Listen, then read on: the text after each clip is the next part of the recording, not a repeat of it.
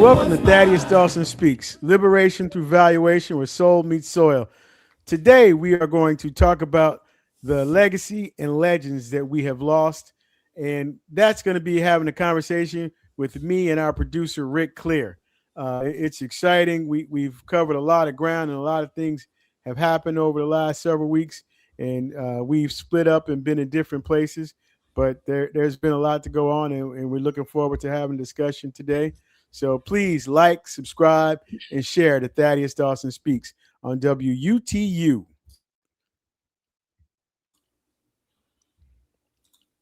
Oh, can I come in now? Yeah. Come on in, Rick. Good to see you. How you doing today? I'm doing good. How are you? You're looking good. Looking kind of swell there, Rick. Now, the one thing I want everybody to know, now those on radio, we're just hearing this, but those watching on video, and because I'm the producer, I want to save my reputation. You're a little dark there today. Do you want to explain that to the people? Yeah, I was actually being lazy because when I wear light colored clothing, the lighting adjusts. So my background is dark. And when I wear darker clothing, it brightens it up. And so Rick is a perfectionist. And I frankly am exhausted and didn't feel like getting up to go for a wardrobe change. So you have to deal with dark Thaddeus today. It's all good. I just wanted you didn't want to take any responsibility for my lighting. It's those automatic cameras, that automatic adjustment. We can't change that. So anyway, it's good to see you today. Well, good to see you as well. So we're going to just jump right on in here. We've lost a lot of legends and giants. Jesse Jackson, Dr. Lafayette from the SCLC. And you were actually going to, was it the SCLC's annual bridge walk in Selma? And yes. While you were there or en route, Dr. Lafayette actually passed? Yes. Well, it's the Selma Bridge crossing, and they have what they call a jubilee. I would name it something other than jubilee, but people come from every dignitary you can imagine. It comes to that, senators, representatives, everybody from Al Sharpton to Letitia James was there, and all the broadcasters come to speak. But yeah, it's every year they have that, and Dr. Lafayette was getting ready to leave his home to go to that event, and that's when he passed away, right?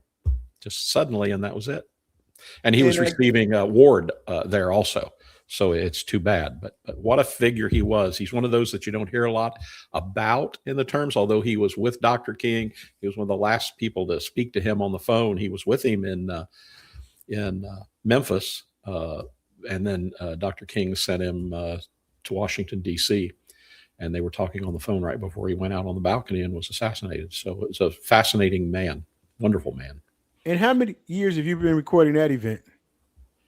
Oh, golly. I don't go every year, but most years probably 14 years, I guess. Hadn't thought about that. So you've been doing it quite a time, and with your work with the Atlanta Video Network, you've met lots of legends here, and you've interviewed lots of legends and produced lots of shows with your work with the SCLC. I know you have interviewed Andrew Young a number of times. Yeah. Out of all of the famous civil rights and dignitaries and leadership, well, talk about Andrew Young first, and then I'll ask you my next question. Okay. Well, first of all that work came because when I moved to Atlanta 15 years ago, I happened to move in a nice apartment complex.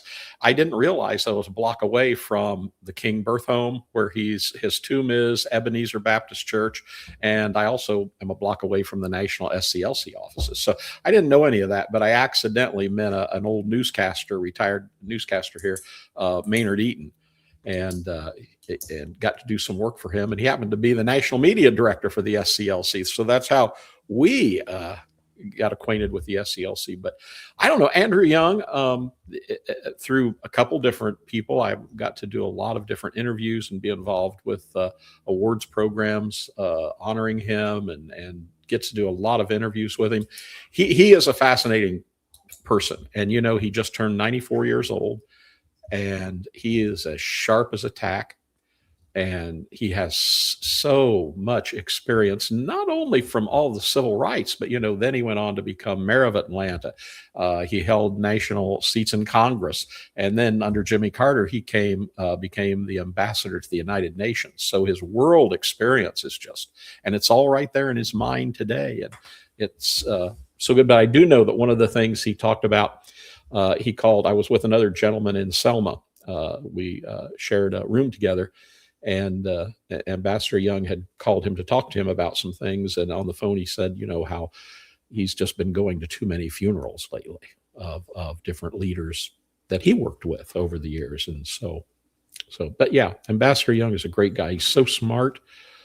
And I think in hearing him speak, he's a little taken back by all that's happening, not sure where we're going in America. So I don't think anybody is sure where we're going. We're going in a bunch of different directions. That's for sure. And I just think, like, you know, you and I talk all the time, but everything that's happening, and then in your work, the opportunity that you've had to meet with all of the various civil rights leaders, past and present, and you have spent a significant amount of time working with Dr. Steele from the SCLC, and even being able to watch that transition to the new leadership from the SCLC. And I know we talked about what the passing of some of these people mean, and who's stepping up to fill that gap. There's so many heroes that we know they're heroes, but there are, I would say, just as many heroes that we don't know, that we don't even have a clue of, that people are just simply not aware of them. Do you have any? Like you said, Dr. Lafayette was a lesser known commodity in the civil rights movement, but all in all, he was still there and very present, and was considered to be a force. Oh yeah. Oh, Dr. Lafayette was tremendous, and he was a very quiet man, and maybe that's why, you know, we've probably all heard some of the stories that happened to him, but we don't realize that that's who it was. But yes, he was in Dr. King's inner circle, and he was in charge of. Really became his life's work, because Dr. King told him on the phone just before Dr. King walked out on that balcony and was assassinated. He told him, as far as the work they did in nonviolence training, that their next step was they needed to internationalize it and institutionalize it. And Dr. Lafayette picked up on that, and he worked with the Kingian nonviolence all of his life. And I know people have a different opinion. If I say nonviolence to people, well, now, no, somebody hits me, I'm going to hit them back, you know, and all that. But that's not what it's about. The training in the Kingian nonviolence is about taking control of situations before they get to that point. And I'll just add that Dr. Lafayette, I was so lucky to ask him one time to tell the story to me on camera, us one-on-one, about the day they came to assassinate him. And there are stories about this, and in film and documentaries, but there were 3 young men who were to be killed one evening, and Dr. Lafayette was one of them. And when Dr. Lafayette pulled up in front of his house, it's going to be very brief, not getting any long story. When Dr. Lafayette got home, pulled up in front of his house, there was a car broke down in front of him. He asked the guy if he could help him, whatever the thing, and the guy, you know, hit him across the head and pulled out a gun and was going to shoot him when he got up. And Dr. Lafayette's neighbor saw this and got his gun and pointed at the would-be killer of Dr. Lafayette. And in all of his wisdom or bravery, Dr. Lafayette used what he knew, and he moved himself between his friend holding the gun and the guy holding the gun on Dr. Lafayette. And they were able to have just enough conversation, and Dr. Lafayette used all of this thing. I'm going to say nonviolence, all of this training that goes way beyond the nonviolence part of it. And the training's still done today. Maybe it needs some updating. I don't know, but Dr. Lafayette was able to unnerve that man enough that he dropped his gun and ran.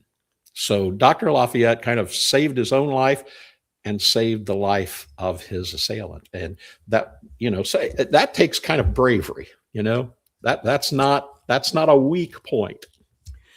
I would agree with you there. That takes a certain level of, I don't even know what to actually refer to it as. Some people would say it's not bravery because you're not standing up for yourself. But then in the type of environment, it just really, I would say, depends. But I think he was a really great man, and he did a lot of great things. But for one of the heroes that I was talking about that we don't know, that everybody hasn't heard of, when you were going to Selma on the bridge ride, I was riding down south to Newton County to honor Miss Grace Hall Miller, longtime Baker County School Board member. She passed at 93 years old. Now, I had never met Miss Miller before, or never had the pleasure of meeting Miss Miller, but I had heard stories about Miss Miller and her courage. Part of her story was that her husband was killed over a dispute over a cow. A neighbor's cow broke into their yard, and supposedly he claimed that some of the cows that belonged to her husband were his cows, and he tried to take the cows.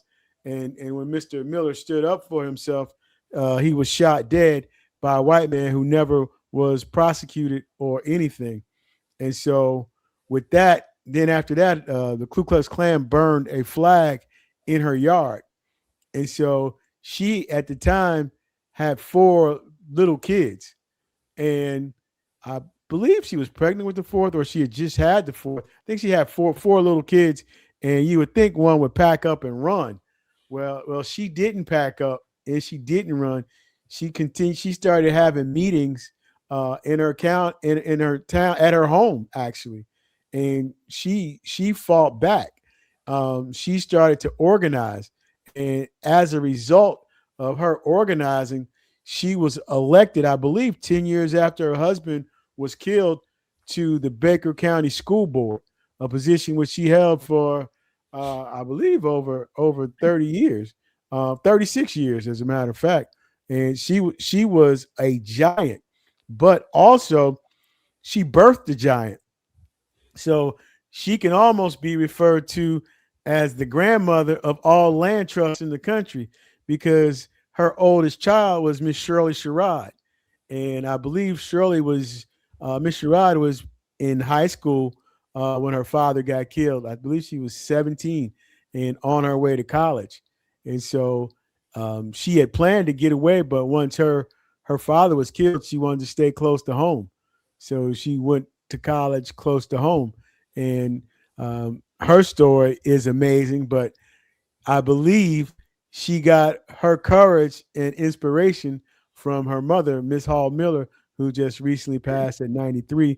And it was just a pleasure and an honor to just go and pay my respects. One of the things that happened, our video, my Rod Wave Centers video, I felt like I was living in that video, because I lost the signal when I was going down there. When I got to Dougherty County, I was on the back roads, just like in the video, and it was dirt. I was riding down a dirt road, and there was a guy coming, and I just flagged him down. He was in a pickup, and I asked him, did he know where the funeral was? Where the church, Thankful Baptist Church. And he was like, oh yeah, you got to get back up to the main road, and then you take a left and you go 15 miles. It's about 15 minutes away. I was like, okay, thank you. And so I'm going down 91, and I kind of get tied up again, and I stopped at the gas station, and I see a white gentleman in a truck, and I asked him, did he know where Thankful Baptist Church was? And he was nice enough. He's like, "Oh, buddy, I've been here all my life in Newton County. I never heard of Thankful Baptist Church." I said, "Okay, well, thank you." He said, "I don't know what to tell you." So yeah, I saw older black gentleman playing a scratch off in a church, in a truck, and I asked him, "Sir, do you know where Thankful Baptist Church?" "Oh, you going to the funeral?" "Yes, come back out to the road and take a left." And I say all that to say I was 2 for 2 asking black people how to get to Thankful Baptist Church, and it's just one of those things that made me think that.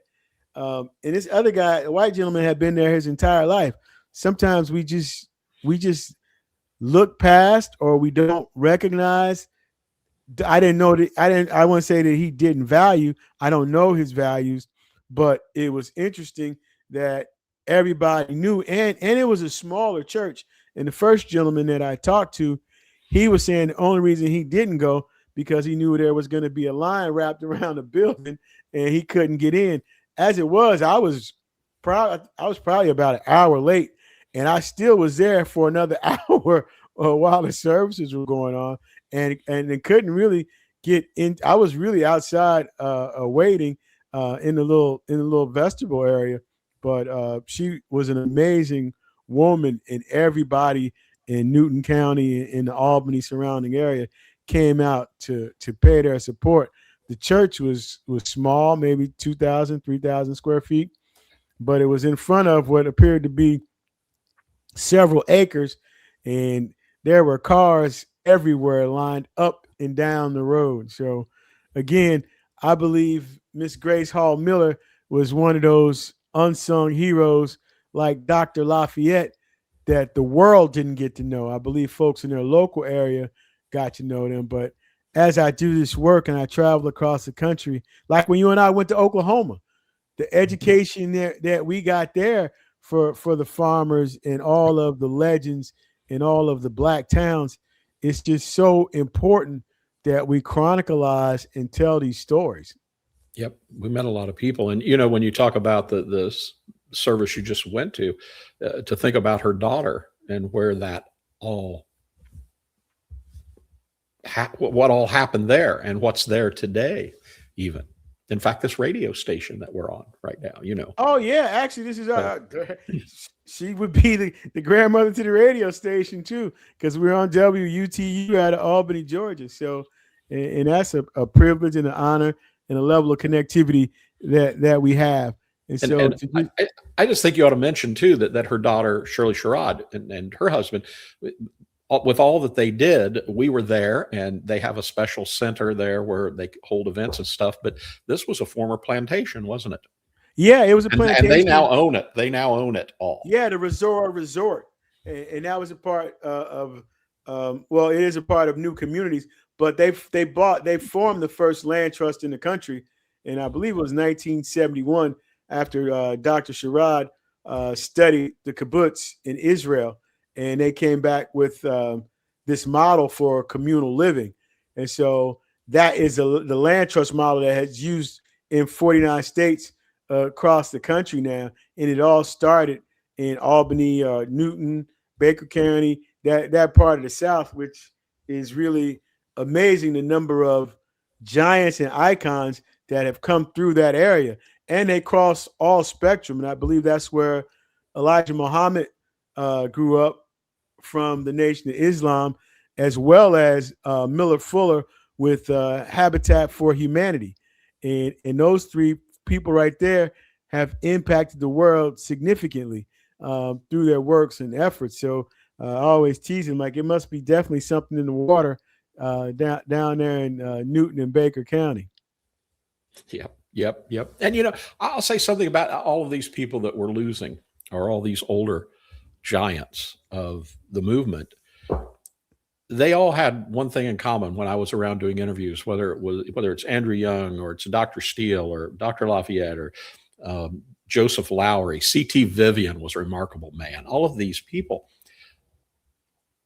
they all referred to the fact that, they were doing what they were doing for who they were doing it for. But everything that they did affects everybody, even me. Everything that they did affects us all. And I have to say that kind of chimes in with the work that you do. You have specific things that you're looking at in the appraisal industry and improving that. But whatever you do for who you're doing it for, it affects everyone.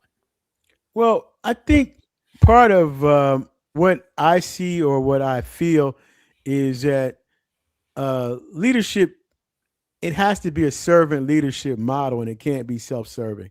So I think that's what I try to adopt, and that's what I've seen. These giants care more about the greater good than themselves and willing to sacrifice. And today, nobody is willing to sacrifice the nominal gains which we have made, and everybody wants to lead from the back in a nice, comfortable position. Right. There are no comfortable positions in real leadership. Yeah, it's always. I don't care where you are, what you're doing. And it's always, to me, it's about accountability and growth and reading the room and having some level of understanding of what is needed. But again, Miss Hall Miller, she lost her husband at a young age and with several kids, and she didn't blink and kind of has an intestinal fortitude that I don't know that we're not built like that anymore. But even with today's challenges that everybody face, I see a lot of people just moving in fear and not really standing up. Starting to see more resistance now, but if you don't stand up for yourselves and have something to stand for, nobody is safe. Right. Right. Well, all of the things that these people were fighting for that we're talking about today, it was a thing that it either had to move forward or life was miserable for people. And I think that as things improved, although there's just tremendous inequality in every part of life here in America, we always had things where somebody will take care of it. You know, we're okay. Somebody will take care of it. Oh, there's a war in Vietnam. Well, people will go, but that's not me. We grew into this thing where things kind of will always be okay. I think right now we're at a point where we're coming back around to where we are going to have to step forward now, if things are going to change, if things are going to work, if we're going to have anything even assimilating the progress we've made. People are going to have to step up. Well, right now, gas is. I think I bought gas at $3.56 this weekend at Costco, and I was excited about $3.56, but I know a couple of weeks ago I had just gotten $2.56. So people are really struggling and really hurting and having to make some serious life decisions, forcing us to all lean together and be a little bit more cooperative about what's going on and what's happening. Yep. And you know, Dr. King said at that time before he left us all that it was time to get more involved politically. And that's where this is. Policy and politics is going to be where we're going to have to get out and vote and make sure things are taken care of. But, you know, there's also the thing that there's the younger generation coming on that's going to have to take care of these things.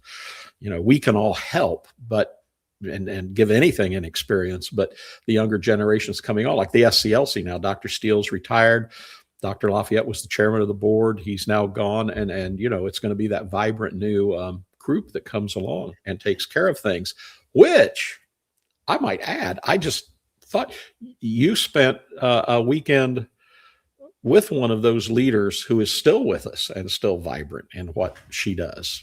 Didn't you? Oh yeah. This past weekend, I'm here this weekend, but a couple of days ago, I was in New Orleans at the National Policy Research Center, housed at Alcorn, and it was their 10th anniversary, and they've had a couple of name changes. I believe it started off as Disadvantaged Farmers, and Dr. Elora Spate has led the organization for 10 years, representing Black farmers. And at the time, the USDA declared Black farmers the least. They were becoming extinct. So they lost over 1 million Black farmers over the last 100 years, and a lot of that was intentional USDA FSA policies. And with her leadership, they have been able to make a significant difference in what happens at the USDA with the black farmers and bringing awareness. And so it was a real opportunity and a pleasure for me to be able to present at her last conference as the executive director. She has created a legacy, and the farmers have been so much better off for it. Her legacy also includes the 1890 land grant colleges, where she has done a lot of work with them as well. So to be there and be able to bear witness to her great leadership, it was an honor to be able to give somebody their flowers who's still here and still earned it. So that was amazing to me.